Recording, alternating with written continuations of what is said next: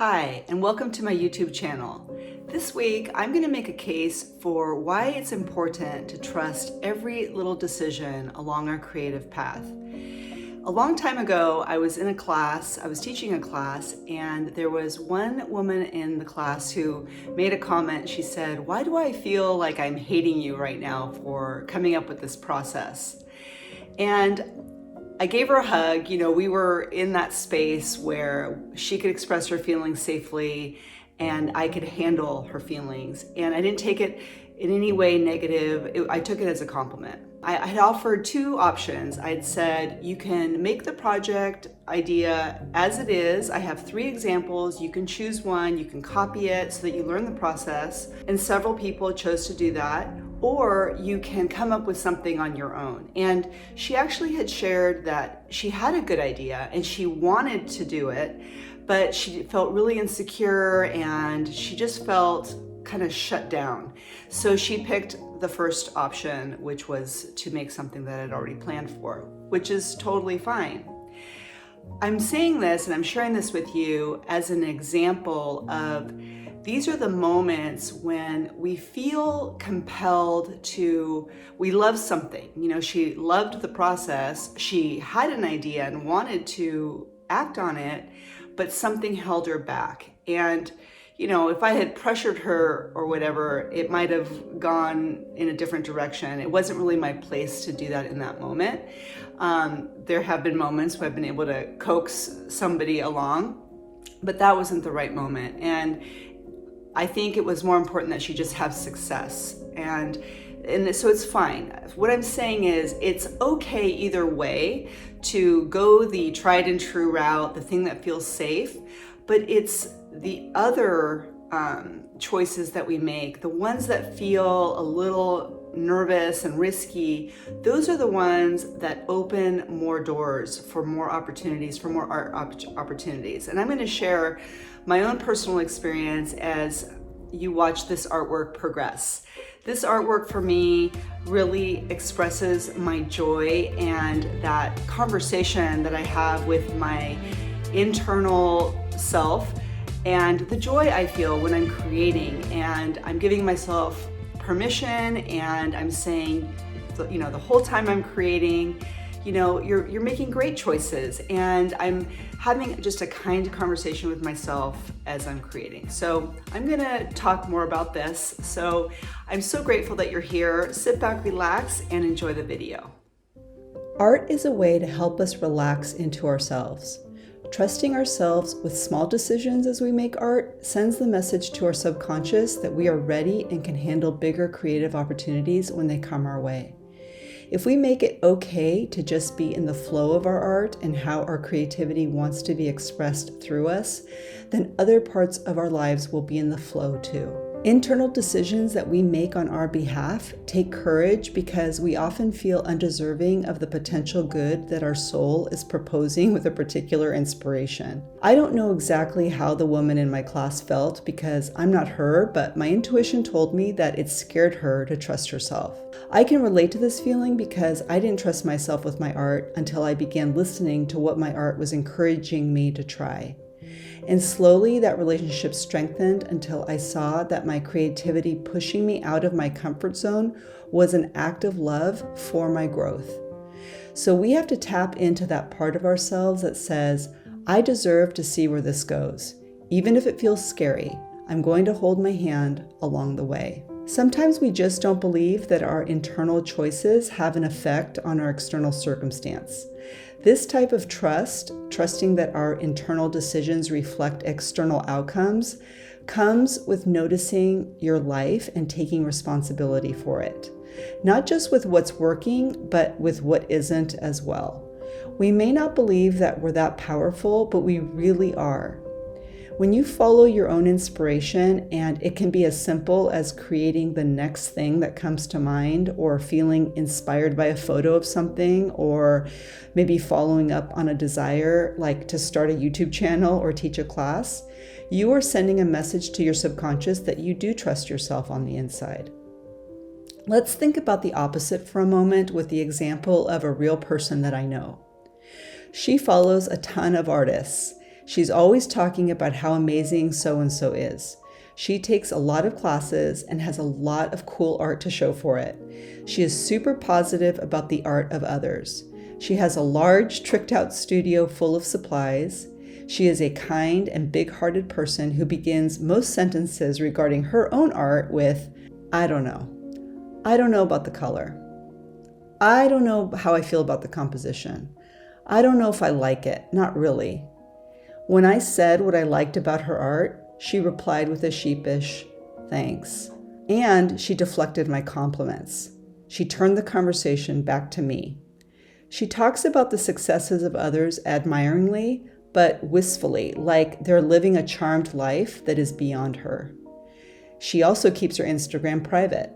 She will not venture to share her art except to make prints for her family for the holidays.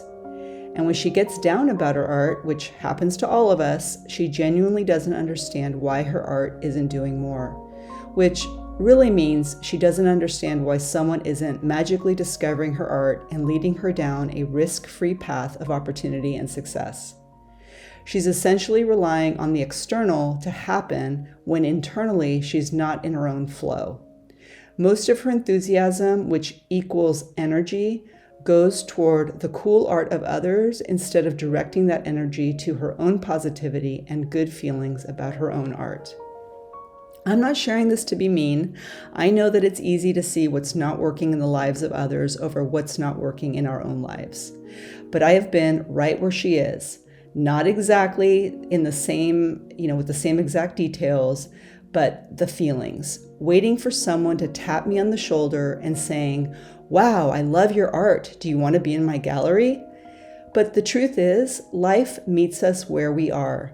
But until we're in the parking lot, taking the steps to walk our art into a gallery, feeling all the scariness of rejection, life just isn't going to open that door. Believe me, we want the scary parts of art making, all those moments of doubt, whether the colors in the composition are right, wondering if it will be liked by others, because this is where we are poised to level up from the inside.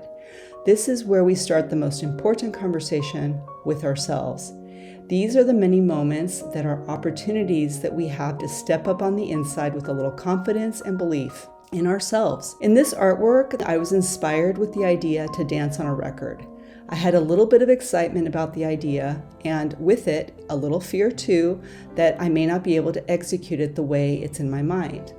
This is the moment where I strengthen my relationship with myself, with my inner creativity, by saying, first, okay, let's do it. And it doesn't matter if it's in a sketchbook or a 4x5 foot canvas.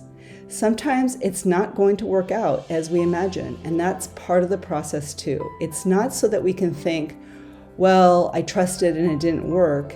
It's actually so we can trust even more. The creative process is training us for the long haul. It's a tried and true mentor who is building us up for better things. And you want this because making art is a blessing, and it's an awesome feeling to have it as a friend. Here's an example from my own life. I'd been making art for a couple of years, and I came across a book by an artist that I was super inspired by. He was actually a jewelry maker, and what I loved was how the book really reflected her style down to the fonts and graphic design of the book. When I bought her book, I actually went down the road of making jewelry the way she was teaching in her book. And eventually I realized that that wasn't for me, but I'm super glad that I went down that road because I learned more about myself and what I really wanted, which was more trust in myself, more trust in life, and overall more confidence in my own creativity. I really loved everything that was in her book, from what she was wearing in the photos to every detail of her art. I was so impressed, and I think what I was drawn to the most was the sense that she really knew herself so well, and she was so confident about herself that it all translated into an art brand and book that was true to her. I wanted that, a book of my own that reflected me. Life was presenting me with a bigger inspiration to follow. Would I trust it? Well, I'll tell you, it was terrifying. I wanted it, and I had no idea how to get a book published, and I was terrified that if I shared my process, then my art wouldn't be special. I remember laying on the floor with my eyes closed and asking the universe to help me discern what to do. And in that moment, I was compelled to ask another artist that I know what she thought, because she had a book that was successful too. And I knew her. So I reached out and she said unequivocally, "Share your art." Sharing my art gave me more opportunities than I could have imagined, she said. "You will not regret it." So I went for it. I found the artist publisher whose book that I'd really admired on the very first page. And then through Google, I found and discovered an art event where that publisher was going to be. So I signed up and paid the entrance fee. I flew to Anaheim, California. I stayed at a hotel for 2 nights and was scared out of my mind when the day came to walk up to the publisher's booth and present photos that I had of my art. The editor I spoke with was super kind. She obviously could tell I was nervous. She liked what she saw and she asked me to give her a call on Monday. So I did, and in a matter of just a couple of weeks, I had a contract. I'm sharing this with you because there are so many insecurities and fears that come up with our art. My fears didn't end with the contract. I was super scared to come up with 30 or so different projects, and then scared again that nobody would buy the book. Every one of those inner doubt moments along the way were building me up, and they were my own building blocks for what has been a long and fulfilling creative journey.